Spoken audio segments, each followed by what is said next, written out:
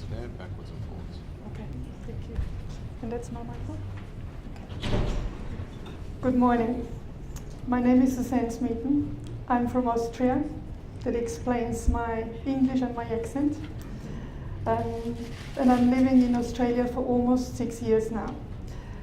Before I start my talk, I want to share something with you. Yesterday when I came, and today as well, there was so much love and care in the room that blew me away.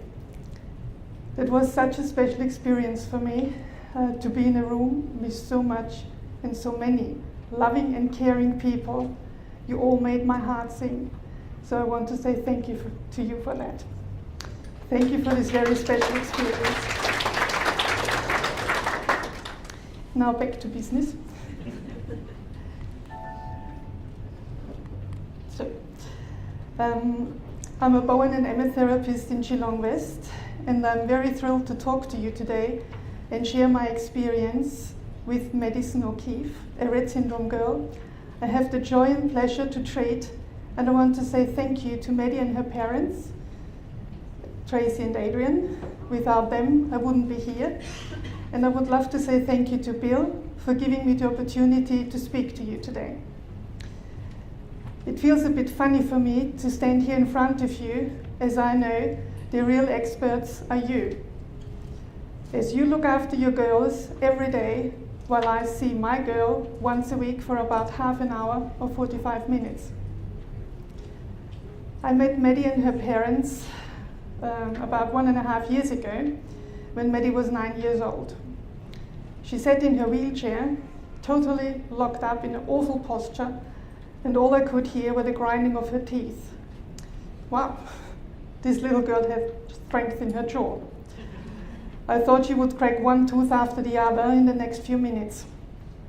So at the beginning, I wasn't quite sure what I really could do for Maddie, and I was really hesitating. Because the two bodywork modalities I do are both Australian methods, are both soft tissue relaxation methods, and they're both not very invasive, and I definitely lacked out on experience how to work with a Rett syndrome girl. Bowen therapy is based on a Geelong guy, Tom Bowen. His modality is more based on the skeletal structure of the body. A typical Bowen move rolls a particular muscle in the body. The other modality I do is Emmett therapy, which is developed by Emmett. He's one of the living masters up in Queensland.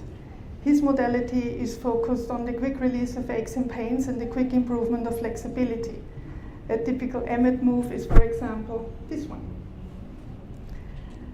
Emmett calls himself his body mechanics. However, there's a neurologist in Germany.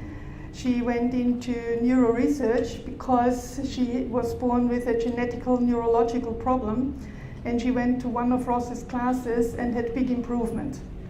So she went back into a laboratory and measured the moves we do. And her explanation is, as we know, the body has electricity, and we have to be very precise with where we put our fingers on, but then we can work with less pressure in deeper layers. So she calls the Emmett therapists, we are body electricians. When I started to work with Maddie, I had to switch from fixing at least one of Maddie's problems and being well aware that nothing will fix this nasty condition to try to improve Maddie's quality of life. Even sometimes just for a few hours, maybe with a good sleep after the treatment. Yes, Madison has scoliosis. Yes, Madison has a very tight left neck. And yes, Madison has circulation problems in her right leg and a few other problems. But Madison was born as a girl named Madison. Later, she was diagnosed with Rett syndrome. Now she has a tight neck, scoliosis and circulation problems, and I doubt that her tight neck feels different to your tight neck or to my tight neck, that her backaches feel different to our backaches, and that her circulation problems just differ to our problems when we have fluid retention. So I just doubt that she feels any different. Even when there is no normal usage of the body, what we understand of normal usage, and we might think there is no wear and tear going on due to how the condition is, there is wear and tear, and natural therapies can support. So I treat according to the information her parents give me, to what I observe on the day, and to what I feel with my hands. I try to keep it as simple as possible, as I really don't want to stress her system even more. I want to initiate a change. We have to work with the condition. Maddie is an absolutely gorgeous girl with very expressive eyes and fabulous facial expressions. That is when she doesn't look as happy. Oops, okay. The other one was when she looked a bit happier.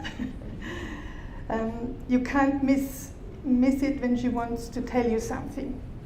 What always impresses me is it doesn't matter how much Maddie is struggling. For example, when she has a chest infection, her system is still so vibrant and strong. She is such a power girl. When she comes to my clinic, normally on a Thursday afternoon, almost every week, I may get the most amazing, lovely smile, or sometimes, not quite sure, I think I had enough today, to one day, oh, you better don't touch me, after she had a bad day at school. Before I start treating Maddie, her parents give me an update on how Maddie went after the last treatment, if there was anything special during the week, how Maddie is today, when she had physio treatment or speech therapy, how she goes with her doctor's appointments, and whatever. Her parents coordinate her appointments wonderfully, so that medicine doesn't have, for example, physio treatment and my treatment on the same day, as this would be just too much for her. I'm very grateful that Maddie's parents are always willing to support me in treating Maddie.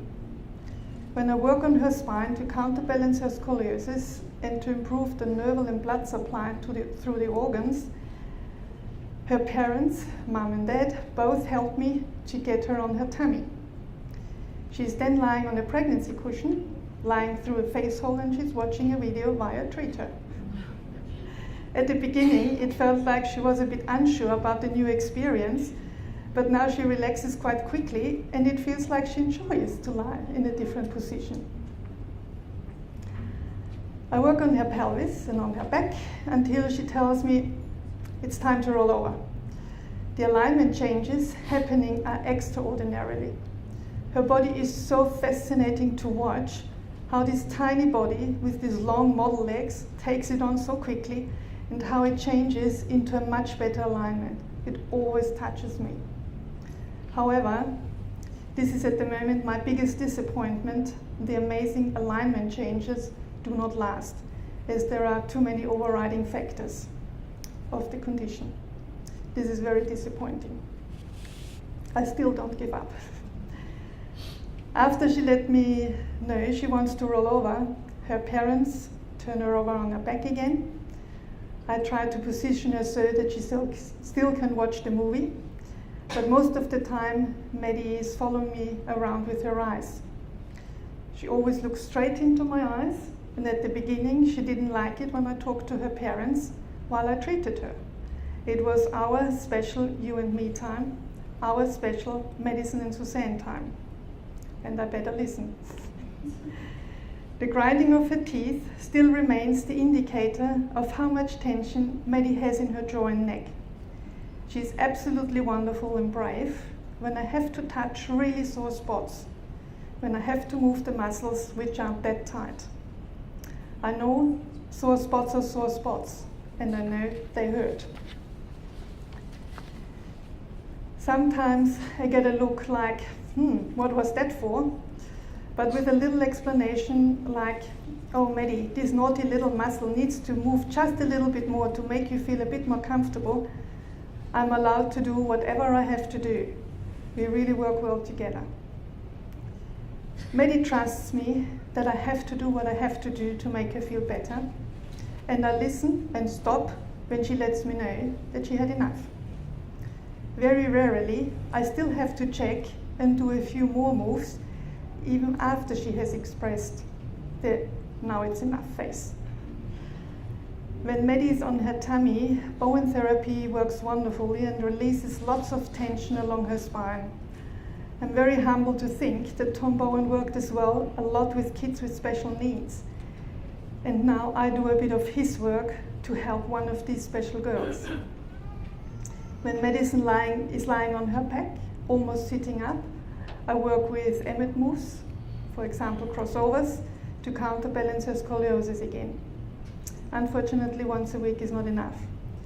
But as Maddie is getting in a lot of other treatments, so I still think we're heading in the right direction. As Maddie struggled a lot with chest infections in the last few months and with circulation in her right leg, giving a lymphatic drainage works also well for her. And the success of a treatment can be a bit crazy. She might vomit a lot to throw up all the mucus in the chest, which she couldn't get rid of. I know it's better than it stays in her chest. However, to claim this as a successful treatment still feels a bit strange for me. Other successes might be she has a real big bowel movement, or she has a beautiful sleep, or she just feels a bit more comfortable in her body. Medicine also went to a naturopath in Geelong, to Lindsay Ingleton. It feels like her nervous system is less stressed, even when she is really sick. Her system still remains strong.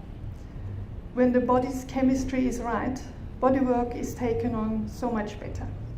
I'm glad and thankful I can work in a network of health professionals. I'm well aware I'm on the bottom level of health providers. I'm also well aware that there is hardly any scientific proof in bodywork. However, working with Maddie, hearing her teeth grinding much less intense, many times she doesn't grind her teeth at all anymore, seeing her, how she moves her head a bit easier during the treatment, and when I get one of her gorgeous smiles, or sometimes an astonished look about what's going on in her body right now, this is good proof for me that bodywork can help to improve the quality of her precious little life too. When I started to treat Maddie, I watched a video on YouTube about a Rett syndrome girl called Hensley. Her mother put a sentence at the end of the video which really touched me. Some people see a girl who cannot speak. I see a miracle who needs no words. And that's how Maddie is for me. She's one of my biggest teachers as a therapist, and how to get on with life when life is not just pampering you. Thank you.